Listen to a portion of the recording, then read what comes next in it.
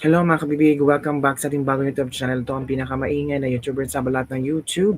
Ako si Kabibig, maglepag-lepag na ta with evidence. Ako po, natagpo ang tanga, si Lele Delimi. Hala, bakit Kabibig? Sinita ito ni Senator Chis Escudero. Pinagalitan nga. Di ba si Lele Delima, lawyer to, dapat alam niya kung ano ang procedure ng impeachment trial. Pero bakit itong si Lele de Lima parang, ay nako, nagpapa-epal na naman.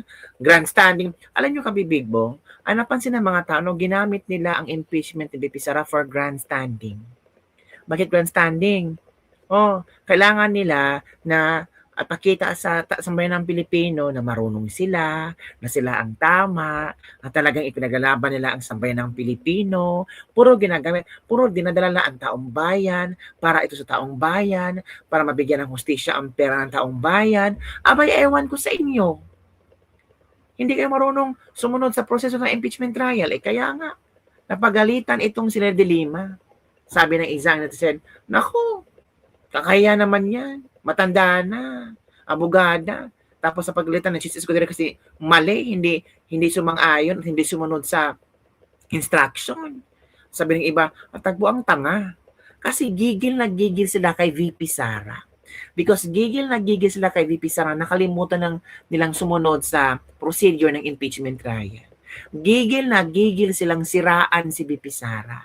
Naakala nila kung masira nila si VP Sara, panalo sila. Naakala nila mamahalin sila ng sambayan ng Pilipino. Naakala nila we are heroes ng sambayan ng Pilipino. Kasi pinamulat natin sa maraming Pilipino na tama tayo at yan si VP Sara ay nananakaw, abusada, at kung ano-ano pang mga tagline nila kay VP Sara. Eto Kabibig ha, ito yung pagsita ni Senator Chis Escudero. Buti na nantanggal sa Chis Escudero ba? Napaka-fair naman ni Chis Escudero. Kung alam niyang mali ang ginagawa ng prosecution panel, talagang sinasabihan niya. Talagang nire-remind niya or di kaya sinita niya. Kasi nanonood ang sambayan ng Pilipino. At ayaw naman ni Chis Escudero na nagmumukhang kachipan ang impeachment trial. Eto, magkano ba ang gasto per impeachment trial? Milyones yan ha. Milyones yan. 'Di ba? Ito Kabibig, ang nangyari kay Leila de Lima. Naku, anong nangyari?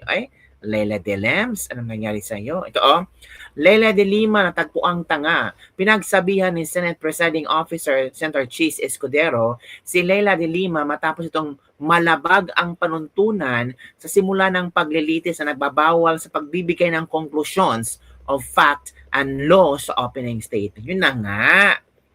Conclusions of fact and law ang ibinigay ni De Lima. Ano ba naman pa?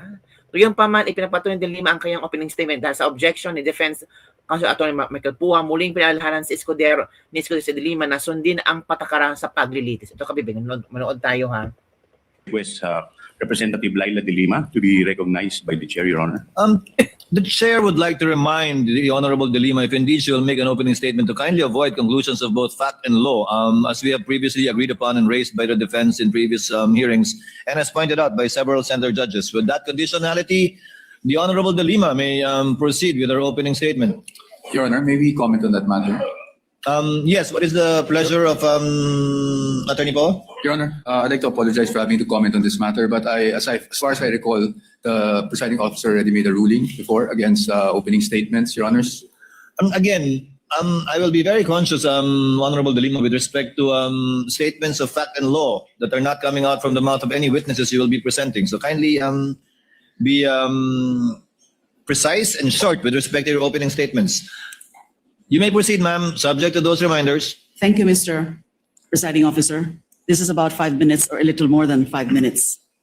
Mr. Senate President, Mr. Presiding Officer, Honorable Senator Judges, mga kababayan, magandang umaga po. Sa ating pagbabudget para sa pamilya, dahil hindi naman unli ang pera, masinop ang ating paggasta sa talagang kailangan at kapakipakinabang natin nilalaan.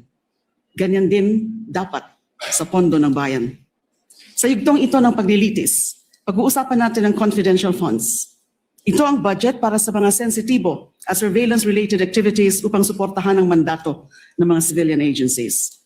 that a budget is intended for confidential operations does not mean that the conduct of the officials involved in the handling of people's money is exempted from the demands of transparency, scrutiny, and accountability.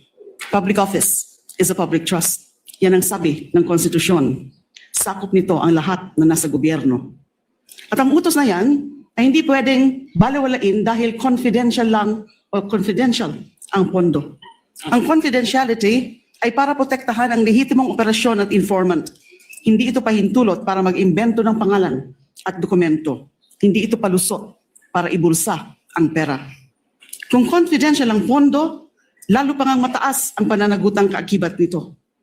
The Constitution entrusts this court with the solemn duty to determine whether the respondent vice president committed culpable violation of the Constitution, graft and corruption, and betrayal of public trust. The evidence will show that she did. This case, Article 1, is about 612.5 million in confidential funds entrusted to VP Sara Duterte through the Office of the President and the Department of Education. This is not about one missing receipt. This is not about a clerical error or accounting mistake. The evidence will reveal a pattern, a systemic course of conduct Your Honor. that, taken as a whole, demonstrates graft and corruption Your Honors, and betrayal of public trust. I'm With the permission of I apologize to- the Honorable De Lima, yes, Council Your Honors, Correspondent. again, Your Honors, I think we have to object to the statements being made by the Honorable De Lima, with all due respect, of course. Your Honors, they can do that through the offer of their evidence, Your Honor. Chair will instruct the this was Honorable De Lima to another- kindly limit her statements. I was listening intently in the beginning. It was okay, Honorable De Lima, but later on, you did make conclusions of law already, which the chair orders to be stricken from the record. You may wind up, Honorable De Lima, but kindly avoid conclusions of fact and law. Your Honors, please, if I may just be given just Yes, 60 seconds. Your Honors, ang naging problema natin nung huling pagkakataon na pinayagan natin yung ganitong statement at sinasabi na nga ng presiding officer is kahit naman i-strike off the record natin, narinig na po at nasabi na. So to allow, Your Honors, again, a continuation of such is really goes into the matter of fair play, Your Honor.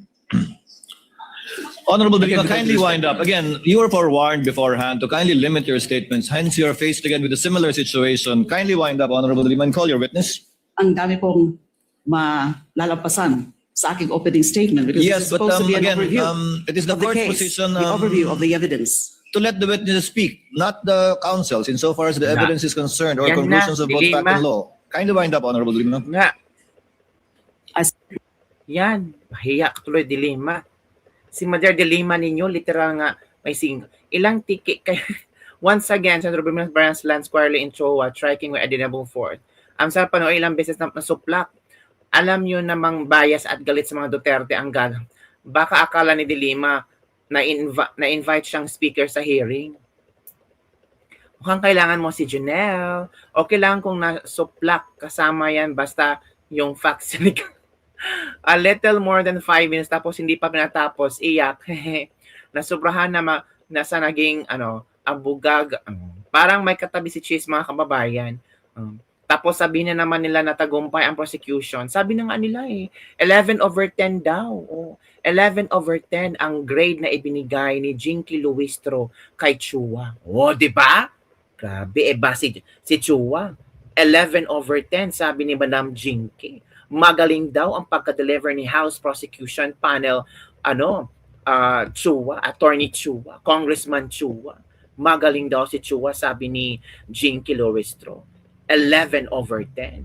Pero bakit sunoplak ni Senator Robin Padilla? Oo. Ito kabibig ha. Ito yung super confident na si Jinky Luistro na 11/10 ang kanyang grado na ibibigay kay Chua. Ito kabibig 11/10. I wish to commend Congressman Joel Chua for having successfully concluded his direct examination to both witnesses, Ms. Violeta Constantino of Land Bank Shaw Boulevard Branch and Denita Camposano of DepEd Branch, You have to understand that we are lawmakers.